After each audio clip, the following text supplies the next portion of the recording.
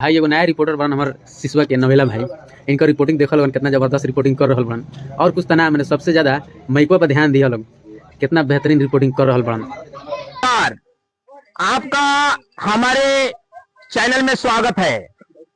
क्या आपका वृद्धा पेंशन आपका मिलता है?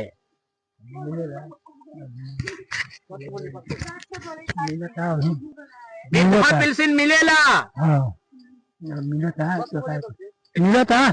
चुनावी माहौल बा, 4 नंबर वार्ड में का कुछ रउआ के समस्या रह गइल बा? समस्या तो ये रहा अगल बात पीरिन के लिखा है तो आज लेना मिलो, पीरिन के लिखा है तो आज लेने के मिलो। तो ई पीढ़ी में रउआ का बतावल चाहतनी? बतावल चाहता है कि लिखायल का है जो ना मिलो, मिले के चाहिए। देखी भैया, पीढ़ी में 4 नंबर वार्डों में लिखा पड़ी